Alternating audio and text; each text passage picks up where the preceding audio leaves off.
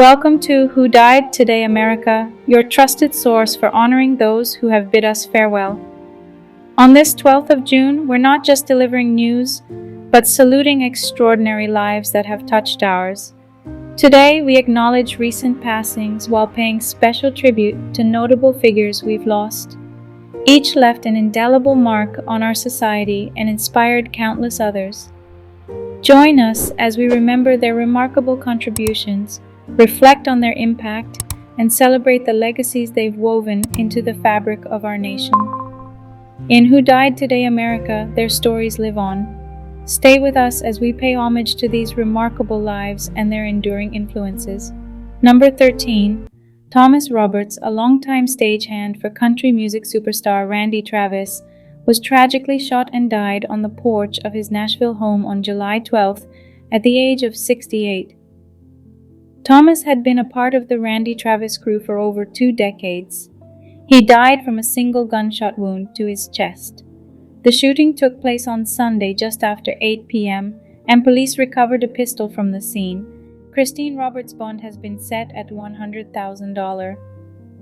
The Nashville community and neighbors of the Roberts have expressed their shock at the incident, with some initially mistaking the gunshot for a firework. Tributes and candles were placed in front of Thomas's photo on the sidewalk as people paid their respects. Randy Travis, 64, took to social media to express his grief over the loss of his longtime colleague and friend. The singer praised Roberts as one of the best stage lighting technicians in the business and celebrated his kind, gentle spirit. He acknowledged that the upcoming More Life tour would not be the same without Roberts, and assured that his memory would continue to light up their hearts. Number 12. Milan Kundera, renowned Czech author of The Unbearable Lightness of Being, has passed away at the age of 94 on July 12th, after a prolonged illness. Known for his philosophical fiction, Kundera's works earned him international acclaim, despite his strained relationship with his home country. A leading voice during the 1968 Prague Spring, Kundera's anti-communist activities led to his expulsion from the Communist Party, and ultimately his citizenship was revoked in 1979. Kundera spent 40 years in Paris, where he wrote his most celebrated novels, including his final work, The Festival of Insignificance, in 2014. He left behind his native language and began writing in French in 1995 with Mantaur. Kundera's literature is known for its examination of human existence, betrayal, and the quest for truth, leaving a profound impact on the global literary community. Despite his achievements, Kundera was a deeply private man, wary of the media's potential distortion of his words. His enduring legacy includes his impactful philosophical quotes and unique narrative structure, which continues to inspire contemporary authors. After a prolonged period of exile, Kundera and his wife Vera had their Czech citizenship restored in 2019, marking a symbolic return of one of the greatest Czech writers to his homeland. His death is a significant loss to the world of literature. Number 11. Mike Mantaur Halac, former WWE superstar, passed away at the age of 55 on July 12th. The news was confirmed by his daughter, Demi Halac, who announced his death on social media. He died peacefully in his sleep on July 11th, bringing an end to his struggle with undisclosed health issues. Halac is best known for his persona Mantar, a character he portrayed during his tenure with the World Wrestling Entertainment from 1993 to 1996. After initially breaking into the wrestling business in 1991, Halac moved on to a brief stint with Extreme Championship Wrestling in 1995 before returning to WWE as Goldust's bodyguard. His character Mantar left a significant mark on fans and fellow wrestlers alike. Paul New, also known as PN News, mourned the loss of his former tag team partner and friend, remembering Halac as a brother in all senses except blood. The world of professional wrestling mourns the loss of Halac, whose contributions to the sport and the spectacle were appreciated by many. His daughter's touching tribute, "Make the Skies Beautiful for Me," marks a heartfelt goodbye to a cherished father and celebrated wrestler. Number 10.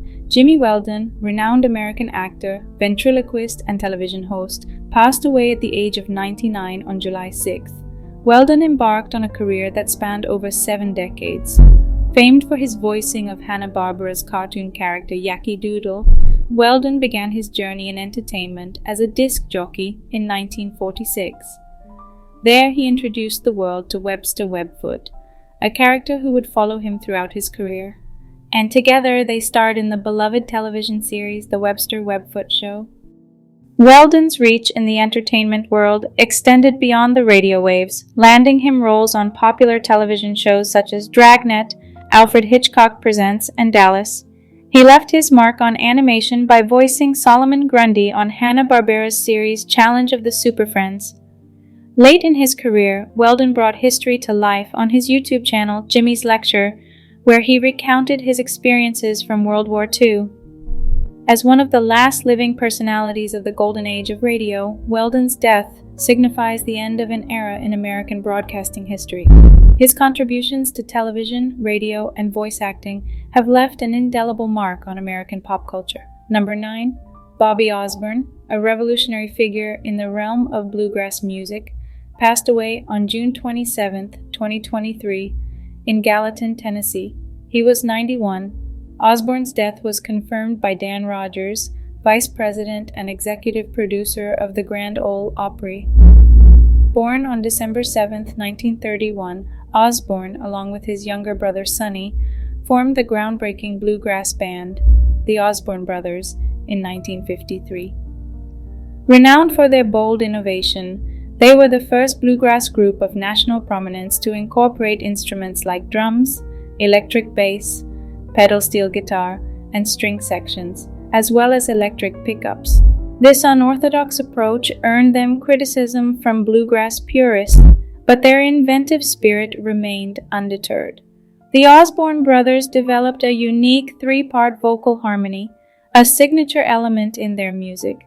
Bobby's high-pitched voice often held the melody, placed above the other 2 voices, crafting a bright, harmonious blend that became the group's trademark. This innovative vocal style was a radical departure from traditional bluegrass arrangements, which typically positioned the melody voice between the tenor and baritone. In 1971, the Osborne Brothers were named the Vocal Group of the Year by the Country Music Association. They consistently placed records on the country singles chart, bridging the gap between first-generation bluegrass figures and contemporary artists. Among their 18 charting singles, Rocky Top, a celebration of mountain culture, reached the country top 40 and became one of Tennessee's official state songs and the fight song for the University of Tennessee football team. Beyond his achievements with the Osborne Brothers, Bobby Osborne was hailed as an innovator for his distinct approach to mandolin playing. Inspired by jazz-derived solos of old-time fiddlers, Osborne expanded the traditional boundaries of bluegrass mandolin. In addition to his son Bobby Jr., Osborne is survived by his wife Karen Osborne, 2 other sons, Win and Robbie, a daughter Tina Osborne, a sister Louise Williams, 5 grandchildren, and 6 great-grandchildren. He continued to perform and record with his new group Rocky Top Express even after undergoing quintuple bypass heart surgery. Bobby Osborne's exceptional contributions to the bluegrass genre and his innovative spirit will forever resonate in the history of American music. Number 8. Andrea Evans, an iconic figure in the world of soap operas, died of cancer on July 9, 2023, at the age of 66. A powerhouse of talent, Evans was most renowned for her memorable portrayal of the troubled teenager Tina Lord in One Life to Live, and later as Patty Williams on The Young and the Restless. Her portrayal of Tina in 1988 earned her a nomination for a Daytime Emmy Award for Outstanding Ingenue in a Drama Series. Evans enjoyed a successful career spanning decades, demonstrating her versatility in numerous television roles, including Rebecca Hotchkiss on Passions and Patty Walker on The Bay. A beloved figure on and off screen, Evans was known for her warmth, humility, and dedication. She also earned a Daytime Emmy nomination in 2015 for her work in the web series Divinity. Beyond her television success, Evans also graced the silver screen with appearances in films such as A Low-Down Dirty Shame, Ice Cream Man, and Hit List. Evans, in a significant career move, chose to take a break from One Life to Live in the 1990s, an action influenced by her distressing experience with a stalker. She returned to the spotlight in 2008 with a guest appearance on One Life to Live, a moment that was warmly welcomed by fans and colleagues alike.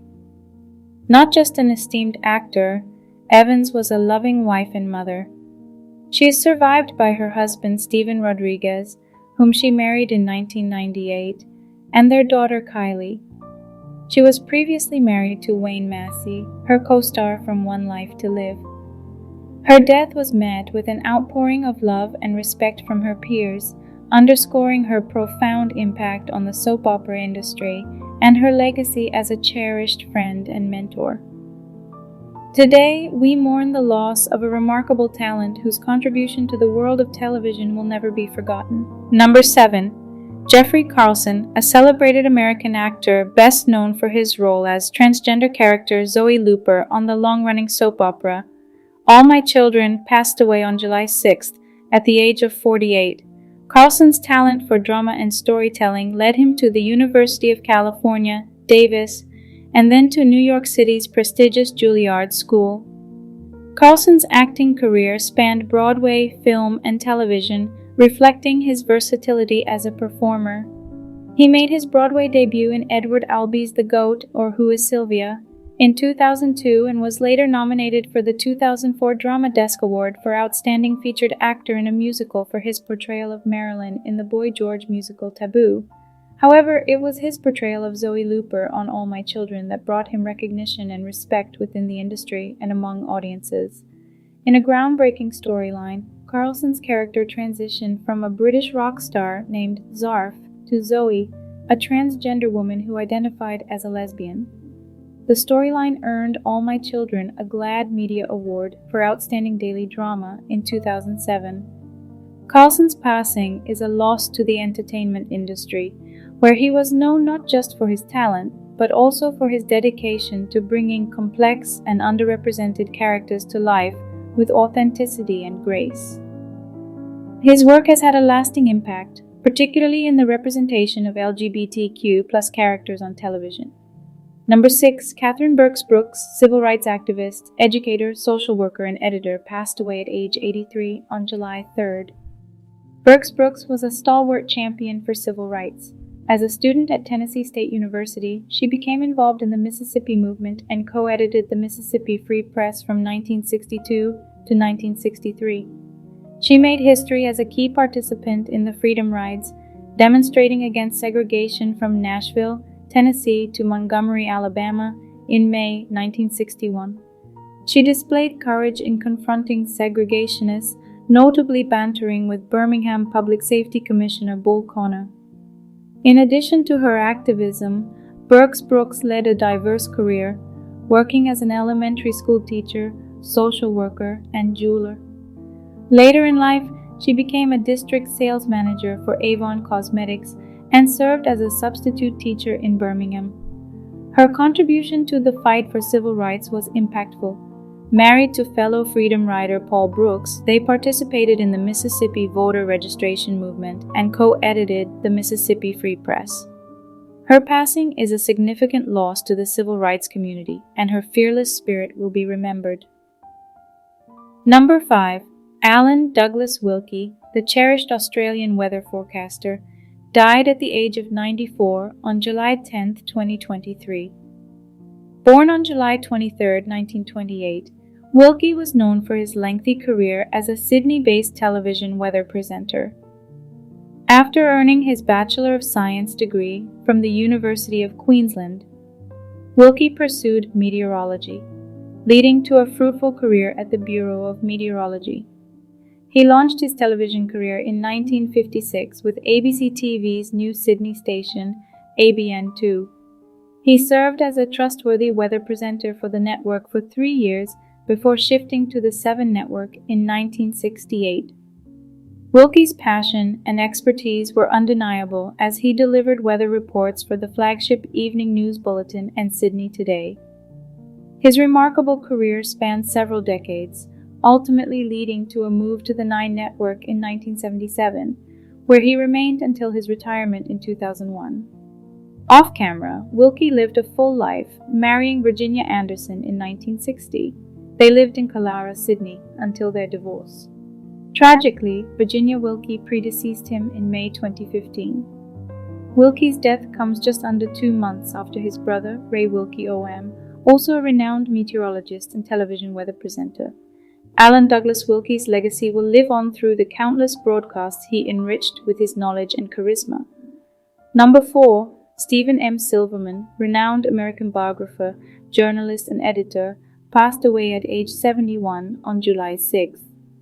Silverman was a central figure in entertainment journalism, serving as the chief correspondent for the New York Post from 1977 to 1988, and later founding the People Online Daily during his tenure as a news editor at Timing. Silverman, praised by the Wall Street Journal for his verve and mischief, wrote extensively on popular culture, contributing to esteemed publications like Esquire, the New York Times, and the Wall Street Journal. He authored a dozen books of cultural criticism, his works celebrated for their devastating deadpan non sequitur. His notable works include Public Spectacles, a sharp critique of celebrity culture, and biographies of David Lean and Stanley Donen, each introduced by Katharine Hepburn and Audrey Hepburn, respectively. His most recent book, The Amusement Park: 900 Years of Thrills and Spills, and the Dreamers and Schemers Who Built Them, showcases his in-depth understanding of cultural history. Silverman also contributed to academia as an adjunct professor at the Columbia University Graduate School of Journalism. His death is a significant loss to the fields of journalism and cultural criticism. Number 3. Henry Kamm, renowned correspondent for the New York Times and Pulitzer Prize winner, passed away at age 98 on July 9th. Kamm's career spanned continents as he reported from Southeast Asia, Europe, the Middle East, and Africa. Escaping Nazi Germany in 1941, Kamm immigrated to the United States, where he adopted his new name and became a citizen in 1943. He later served as an army interpreter at trials against suspected Nazi war criminals post-World War II. This early experience with disenfranchisement and displacement greatly influenced his reporting, resulting in a lifelong dedication to giving a voice to refugees, dissidents, and the downtrodden. Kamm's illustrious career started in 1949 with the New York Times. He reported from numerous countries, including France, Poland, Russia, Japan, Thailand, and Afghanistan. In 1969, he received the prestigious George Polk Award for Foreign Reporting, and in 1978, he won the Pulitzer Prize for International Reporting for his coverage of Indochina refugees. Despite his international career, Kamm maintained strong connections to Germany, returning frequently in the 1960s for assignments and even regaining his German citizenship in 2018.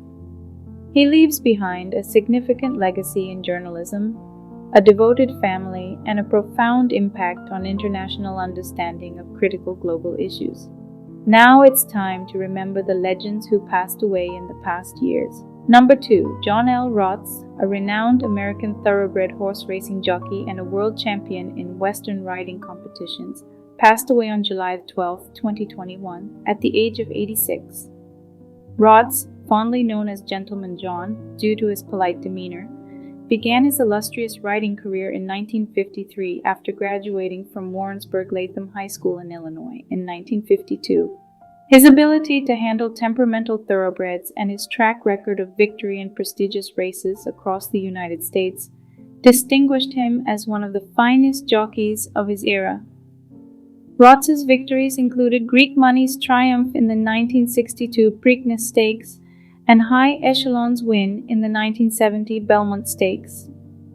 He received the esteemed George Wolfe Memorial Jockey Award in 1973, recognizing his high standards of personal and professional conduct both on and off the racetrack.